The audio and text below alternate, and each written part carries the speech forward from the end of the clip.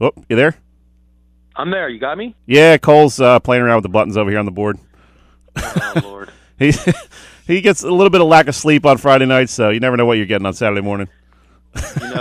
Preparation has got to be part of the game plan. So he needs to calm down a little bit and get a little extra sleep here and there. He should know that, man. He played for Coach Bob Coffey. It's game day. Today's game day. You got to be ready. Cole's slipping, man. The tradition is leaving him. I'm sure he'll get his act together. Playoffs are coming up pretty soon. That's true. He'll get his A game back. So what's going on in your world, Kev? What's going on in my world? I'm looking outside. Looks like it's raining. Yeah, man. One of those good rainy, kind of chilly Saturdays for high school football, man. I love it, man. All right. Put on the rain boots, the windbreaker. You're good to go. There you go. But another week almost in the books, and things are starting to take shape, and entertaining games across the board. How about that Camden Catholic win, man? That was impressive. They were down 21-3 to Shawnee and came storming back, won 25-21.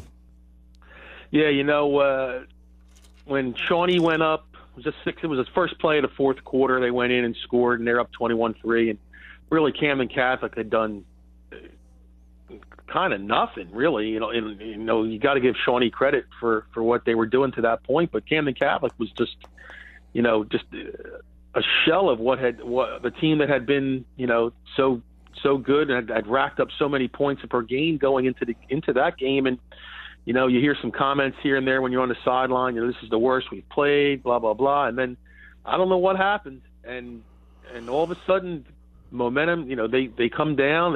They waste no time. They score in under 2 minutes, and it's 21-10. And okay, well, now it's a little bit of a game, and next thing you know, they hold Shawnee next possession to get an interception and race down the field again. So, it was 21-18, and there was still, I think, better than like 6 or 7 minutes left, and all of a sudden it was a game, and then really, to that point, Camden Catholic just looked dead, and then really, at least from my perspective, didn't even deserve what was going on. I mean, they just didn't look like they were not even the team that they had been, and boom, all of a sudden a couple things happen, and Shawnee kind of, gets a couple stops here and there, and next thing you know, here comes Camden Catholic. So, obviously a huge win for Camden Catholic. They've had huge wins in the past, and have done some nice things, but the way they came back against that Shawnee team really showed, I guess, a little bit from both teams. Shawnee, I don't know what happened. I really don't know how, it kind of all fell apart for them. I don't know whether it's play selection, whether it was the execution, but things just completely fell apart, and Camden Catholic just seized all momentum whatsoever. And, and then, there's still almost 5 minutes left in the game when they're up now, 25-21, and Shawnee comes down and marches down the field, and you're thinking, all right, well, as bad as this is going for Shawnee, they still have a chance to win the game. But, Tyreek Austin Cave comes up with an interception at the end, and Camden Catholic runs out the clock. So a very, very impressive fourth quarter for Camden Catholic. To be honest with you, I was not impressed with the first three, but you do have to play 4 quarters last time I checked, and they definitely played the fourth to keep their unbeaten streak alive. Yeah, it should make for a really interesting game here coming up soon, Camden Catholic and Holy Spirit. I mean, Holy Spirit's been on a roll. They won 4 straight, real big win over St. Augustine Prep last night, so that should make for there's going to be some real interesting games coming up here at the end of October. Yeah, as we get closer to the cutoff date for the playoffs and all that kind of washes itself out, there will be some great games, and obviously I think that will, when those two teams clash, that will be that'll be one that will pack the house. Talking with Kevin Minnick of SJVarsity.com, and Kevin, tell us. I know we've talked a lot about this kid, Mark Tribble, especially throughout the football season. Iverson Clement from Rancocas Valley, and they scored a 28-13 win over a pretty good Winslow team. How good is this kid? Obviously, he's going to University of Florida. Is he the best player in South Jersey? I mean, obviously him and Leary are probably neck and neck. I would think for Player of the Year at this point. Yeah, it's hard to say. You don't want to disrespect other kids that play other positions and stuff. Is he the best player in South Jersey? I think right now him and Devin Leary are clearly 1 and 1A. Iverson Clement, for my money, is the best running back I've seen. When he gets going, he does some very, very nice things, and he can, he returns punts for punts and kicks too, for RV, and you don't earn an offer from an SEC school like Florida, if you cannot play the game. They're not giving out scholarships to just any old kid, Right. So, you got to be able to do a little something, and he obviously has done that. I think, the first couple of weeks you didn't really see his name a whole lot because, RV was kind of blowing out some teams. He wasn't seeing a whole lot of action in the second half, and I think he was maybe also nursing a little bit of an injury, but these last couple of games, he's really come on strong, and RV's going to be a tough out in the Group 5 playoffs, and obviously teams are going to key on him to try to win games and try to stop him, and they've got some other weapons as well. So they're not the Iverson Clement show, but I think a lot of people go to RV games to want to see what Iverson's going to do next, and so far, especially like I said, these last 3 games, he has not disappointed. Kevin, speaking of University of Florida, what do you think of the gator skin jerseys? I only saw one picture of it, and it didn't impress me at all. No, it's kind of growing on me. I think I like it. I don't know. Stay with your home uniform, your road uniform, and maybe everybody's into these alternative things. Sorry, so one, but not this, not that. Kind of. You say that, and it makes me think of the photo I saw of Millville's uniforms last night, and they were. I still can't figure that one out. Those out, but I didn't see that. What they have on? To me, if I remember correctly, they looked like they were black and orange.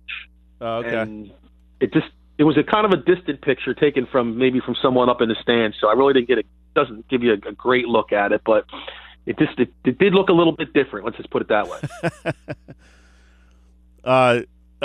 Cedar Creek, man, I got an issue with their gray home jerseys with the maroon lettering. You can't even tell what number each kid is. Yeah, there's a few schools out there that they.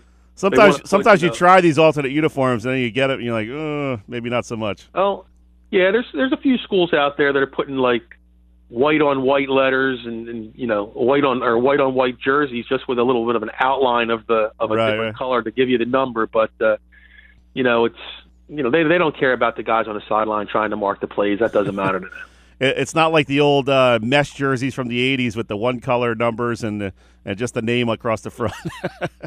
No, things have definitely changed, and as technology has changed, so has the uniform. Now, Kevin, staying on that RV, Winslow game, I was listening to Friday Night Live, and they were talking about, I guess it was Tony Blum was talking about the quarterback for Winslow. Give us a little bit more background on him. Prince Drew Bay, a junior, pretty good size to the kid. I think he's around 6'2", 6'3", and he's really come on strong as a kid who is a pretty decent dual threat quarterback. He's thrown up some very good numbers throwing the football, and he's has the capability of rushing the football as well. Winslow's not produced the wins that I think Kemp Carr would like to have seen so far, in these first couple of weeks of the season. But as far as Drew Bay is concerned, he's the kind of the leader of that football team. He can get out and run. He's slinging it around a little bit. And, when people think of Winslow and dual threat quarterbacks, the first name I think that comes to mind is Bill Belton. And, Bill was the first quarterback in South Jersey history to throw for 2,000 yards and rush for 1,000. And he did it in back-to-back seasons. Wow. So, had a very nice high school career before going on to Penn State. And, Drew Bay, he's still kind of a quarterback in the making.